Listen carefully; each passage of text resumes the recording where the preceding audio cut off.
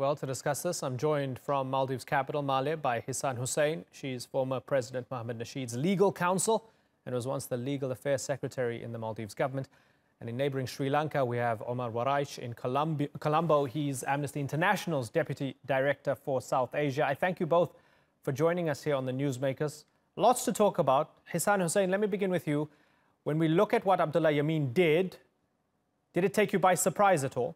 It was half expected. We expected the president to do the worst in a situation in which he loses control. But we did not expect him to declare emergency, a state of emergency unconstitutionally, and detain the Chief Justice of the Maldives and hold him under an illegal arrest. Mm-hmm. Yeah, and Hisaan, his argument is that the Supreme Court was hasty in making its decisions. It was gambling a little bit. And that what he's doing right now is essentially coup prevention. He's safeguarding the country. Tell me why you disagree with that. The Constitution is very clear. You can declare state of emergency only when the sovereignty of the country is at stake. When, for example, if he believes that there is a threat for national security and that the definition of the national security falls within the definition envisaged in the Constitution, only in such a circumstances President Yameen can declare a state of emergency. The reason he has given when declaring state of emergency in this instance is that he was not able to make the Chief Justice and other justices of the Supreme Court answerable to a decision they made, to a judgment, to a court order.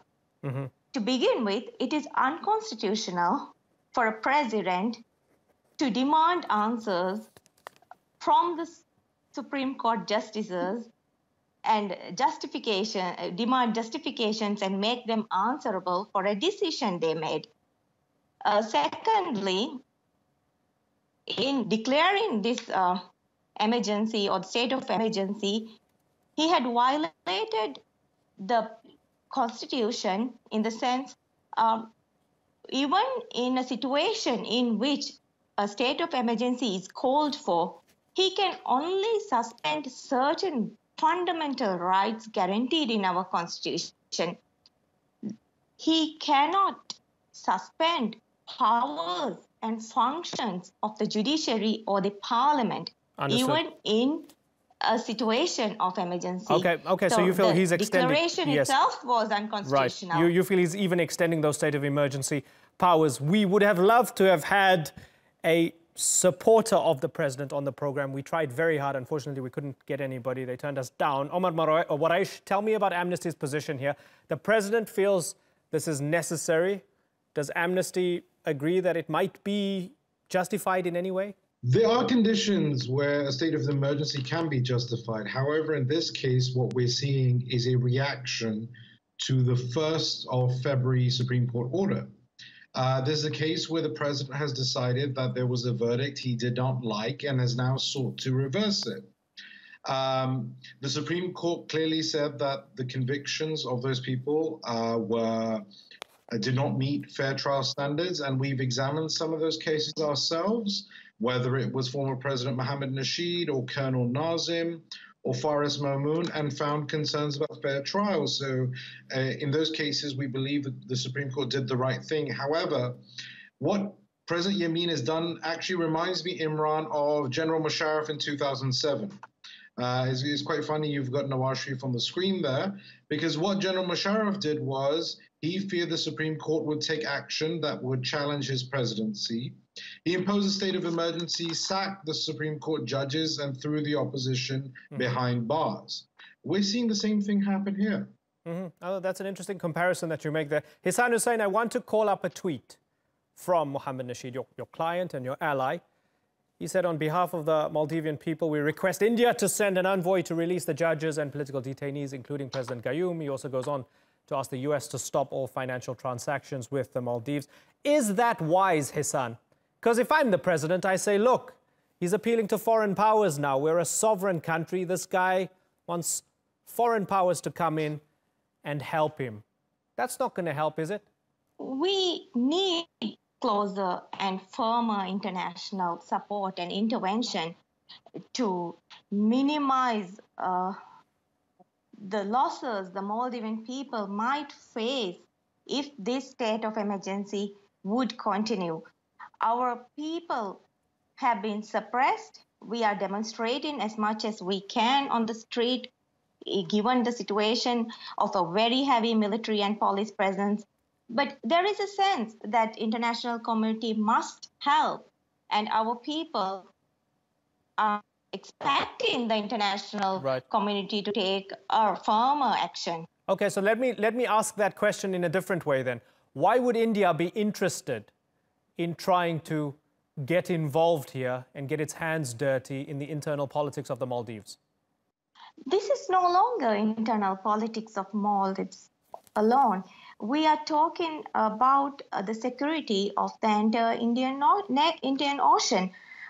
We have a heavy presence, Chinese presence, and given the threats the Chinese is making at the moment, and the problem of raising religious extremism in Maldives, India, I think, as the biggest superpower or in this region, must help Maldives.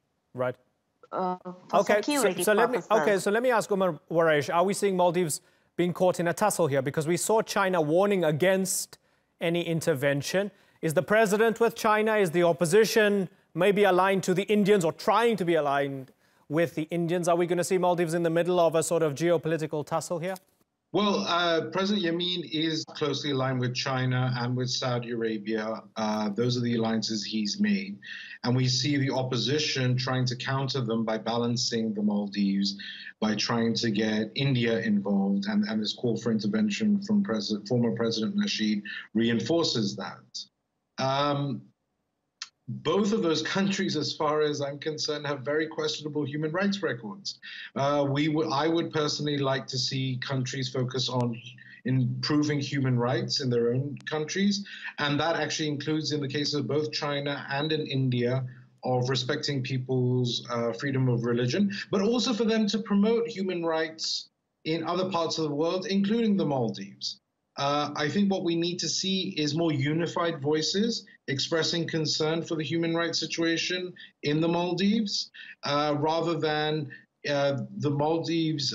What I worry about is the rights of the Maldives becoming a casualty in a geopolitical crossfire that takes place in the Indian Ocean. Right. Hisaan, is there a way to compromise? What could Abdulla Yameen do in order to get your side to say, okay, let's talk and find a solution to this? We need assistance from the international community, even if we are to go to a table and sit down and discuss with the government. International community's engagement with India to find a solution is something that needs to be done immediately. And we have a situation in which the security forces actually broke into the Supreme Court of the Maldives and literally dragged the Chief Justice of the Supreme Court of the Maldives, Chief Justice of the Maldives, dragged him out of the court, and he is still being held unconstitutionally, illegally in detention. Yeah. Omar Waraich. In addition, sir, okay, please finish your point. Sorry, yes. We also have a justice. We also have another justice of Supreme Court in prison. We have a former president, President Mohamed Abdulla Yameen, in prison, and we have other political prisoners still in prison despite Supreme Court's order to release them. So we need to find a solution for the political crisis Maldives is in at the moment. And certainly, unfortunately, it doesn't look like it's something that can be resolved by just a discussion with President President Yameen Abdulla Yameen and the opposition by ourselves. So, Omar, as we look forward now? There's still plans for an election later in the year. Given that, as was mentioned, the Supreme Court was blockaded, the justices were detained, Abdulla Yameen has made his move or made his moves, is it the opinion of Amnesty International that the Maldives can still have a free, fair, democratic election later this year? Well, as a human rights organization, we don't take a position on elections or on the character of governments, but we would like to see all people being able to exercise their rights freely. It is very clear that right now, under the emergency, we're not seeing that. There's serious questions about the independence of the judiciary after the assault that you mentioned. There's serious questions about the fate of the members of the opposition, since they've been arbitrarily detained in defiance of a Supreme Court order. There's serious questions about the freedom of journalists who have not been allowed to report or carry out their work freely and without fear, as should have been the case. There's serious questions about rights such as people's rights, freedom of assembly, which we see has been curtailed in these circumstances. So as far as we're concerned, this is a wave of repression that continues to wash over the Maldives. Hisaan Hussain, would you compete in those elections? MDP would compete in the elections, and what we are saying is that President Nasheed and all other opposition leaders are no longer under a conviction as per the Supreme Court order brought out on February 1st. As an order brought out by 5 justices of the Supreme Court cannot be reversed by 3 Supreme Court justices under the situation, under the circumstances in which we have the Chief Justice and 1 more Justice of the Supreme Court under detention, and the country in a state of emergency. So clearly, President Nasheed and other opposition leaders are not under conviction, and we are very determined. MDP is very determined that President Nasheed would contest these elections, and we will win this election. Certainly, we are doubtful that certainly. President Yameen would accept the election results if he gets defeated. Yeah, it's an interesting point, because that was the accusation beforehand. Let me ask you if you would accept the elections going ahead if, for example, the state of emergency is still in force by then. I mean, if it gets renewed and he still wields the current executive powers that he currently has at that particular time. Would you feel it's free and fair and it's still open for competition? The elections would be sometime in August, October, and we hope that this situation would not continue to be so by then.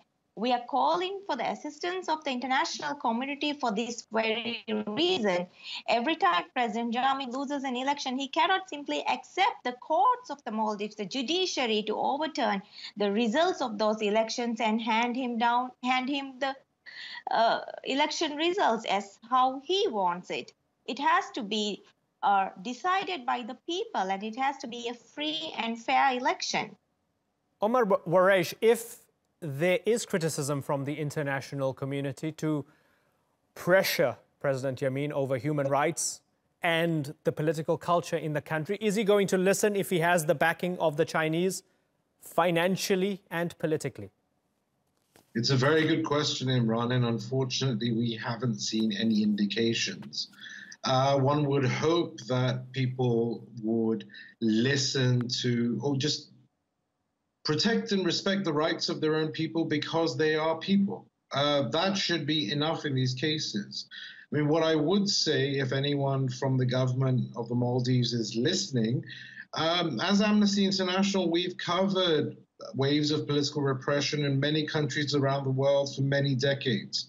And they never end well, and they certainly never end well for the people presiding over them. Ultimately, people will rise to demand their rights, and the sooner the government changes course, the better for the Maldives. Yeah, and of course, big questions over tourism. The tourism industry worth billions of dollars every year. People having loads of questions about, well, people continue to visit the Maldives if it continues to be in political crisis? We will uncover that a little bit later on, perhaps on the Newsmakers. But for now, we're out of time. Hisaan Hussain and Omar Waraich, I thank you both for joining us here on the Newsmakers.